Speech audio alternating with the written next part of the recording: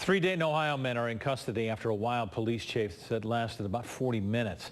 The driver, 24-year-old Anthony Knight, is charged with a felony fleeing and eluding. He also faces felony charges in Kentucky. Jehwaun Booker and Chucky Foley were both arrested on outstanding warrants with gang ties in Montgomery County. A fourth person inside the car was released.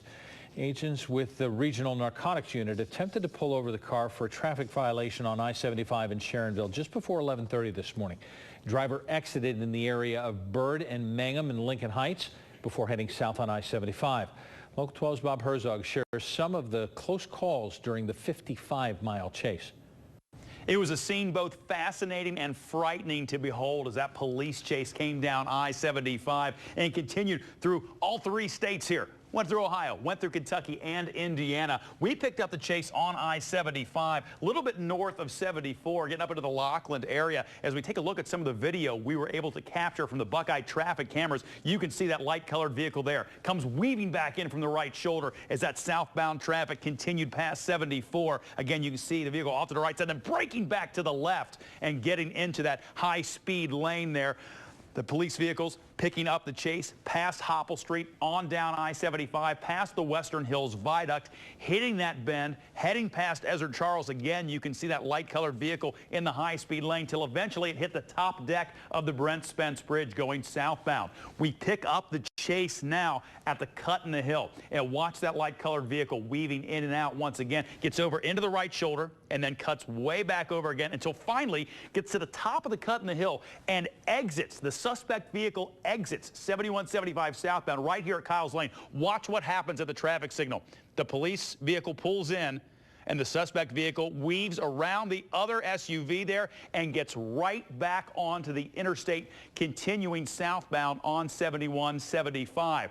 That vehicle will pick up again as it went toward Buttermilk and continued southbound, eventually getting near the exit in Erlanger, right there at I-275. Again, there you see it.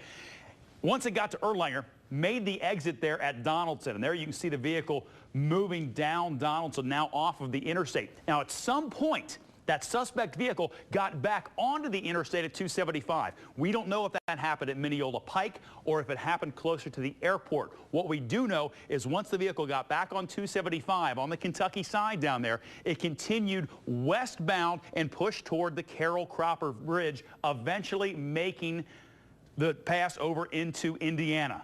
Once in Indiana, the vehicle continued all the way up on I-275. It did not stop there once it came over from Kentucky. It continued up that western side of the loop, eventually hitting 275 at I-74, right at the interchange there of 275 and 74. And guys, if we can come back out to the map, I'll take you to that spot. So what happened is that suspect vehicle came up that section of 275, hit 74 and started to go westbound on 74.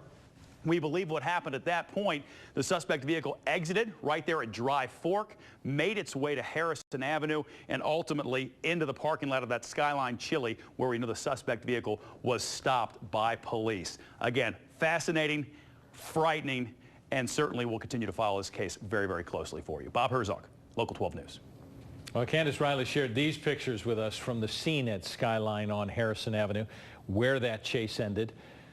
You just never know when you might come across breaking news in your neighborhood.